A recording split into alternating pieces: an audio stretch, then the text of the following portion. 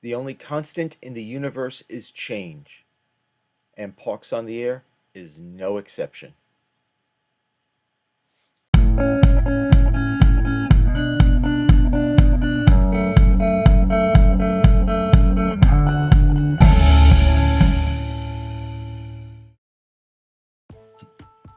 Hello, I'm Mark, AA3K, and welcome to another episode of AA3K on the Go. Some of you may have noticed, many of you may not have noticed, that Parks on the Air has been undergoing some major changes on how it identifies parks. Parks on the Air, in order to support continued growth, both in scale of the organization and global coverage, has decided to change at least the prefix identifier of all the various parks around the world to conform to the International Standards Organization definition for country codes. I was participating in the 2024 ARRL DX phone contest. I have Ham Clock running here in the shack, and I happened to glance up at it, and on the POTA display it suddenly started listing CA instead of what I was expecting, VE, for Canadian parks. And I was like, what? So quickly jumped over to the Facebook group and did a little research, and it led me to the following page on the Parks on the Air website. This page introduces all of the reasoning and what they are doing for this change. And let me get my reading glasses on here so I can see what I'm going to be talking about in a little bit more detail. Parks on the Air points out that parks are managed by governments, and governments are based in countries and subdivisions, such as states, provinces, and prefixes. And they have decided to change how they base their organizational structure on the International Standards Organization standard, ISO 31662, which defines codes for identifying the principal subdivisions of all countries, as well as their country codes. The United States had K, Canada had VE, but under the prefix codes from the ISO, VE is Venezuela. Hence, Parks on the Air going to simplify this and make it consistent around the world. What are we going to see in this change? Well, we're going to see at the very least prefixes for most countries in the Parks on the Air program change. The US will be going from K to US. Canada has already gone from VE to CA. And as a side note there, VE is actually the country code for Venezuela, but it's the ITU prefix for Canada. See where the confusion can happen?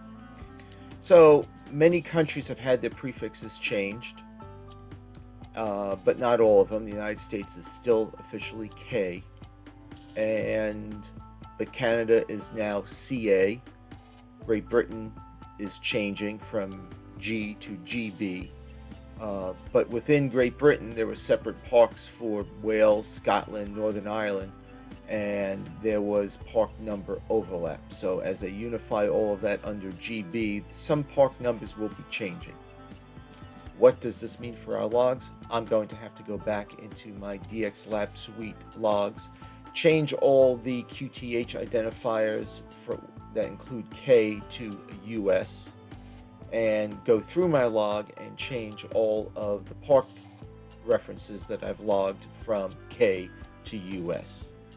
Some countries will have actual park numbers change for a park, and this is where a country was divided into two or more regions, and they have overlapping park numbers, and now they're going to be unifying that list. Apparently Great Britain is a good example of that. So it's going to mean some changes for us. It's going to mean some changes in logging. It's going to mean some changes in our muscle memory. When you keep saying I am at K1234, now you're going to have to say US 1234. At the bottom of the Parks on the Air webpage describing all of these changes is a list of the actual changes that they have implemented and the upcoming changes. On the upcoming changes, we can see Australia is going from VK to AU. Poland is going from SP, their ITU prefix, to PL for Poland. Costa Rica, I've worked many Costa Rican parks on the air stations, is going from TI, which again is their ITU prefix, to CR.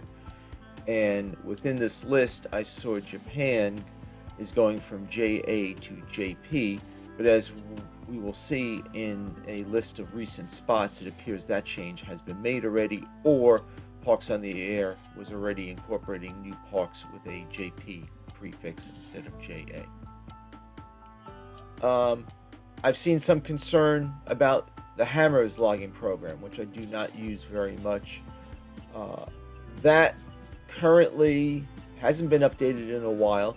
I'm not sure what the status or the intent of the author is, but I have been told that if you go in, create a new logbook and start out with the old K1234 number, Hammers will find the correct information, and then you can go back and change the log to eventually US-1234 when US becomes the official prefix for the United States parks. Hammers is also handling 5-digit park codes well, which is good, though I do not have any 5-digit parks immediately around me. Every now and then I do use Hammers, but I particularly like when I actually have a computer for logging, interfacing with the computer. Hammers does not support that, and I doubt it would ever support that capability because it would add this extreme amount of growth to the program and physical size.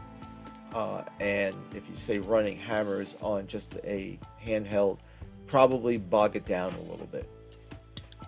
And here in a snapshot from the Parks on the Air spots page, we can see a Polish park, SP1404, but the program name has been changed to PL for Poland. Later this month, March of 2024, that SP will be changing to PL. For Italy, they were using I, that will be changing to IT. Apparently, Japan has already been changed. The G should be changing to GP. They have not indicated the new program code, as Parks on the Air calls it. Australia will be going from VK to AU. And, well, this is Great Britain, Wales. Again, that will be changing from GW to GB. And that's a situation. There's probably a GW0001, a GM0001 for Scotland, GI0001 for Northern Ireland. Those park numbers themselves will be changing. It's going to be a little difficult for me going through my log to make sure I identify the correct park number within my personal log. Now, the nice thing about Parks on the Air is hunter logs do not have to be uploaded to their site, so that is purely for my reference. Hey, thank you for watching.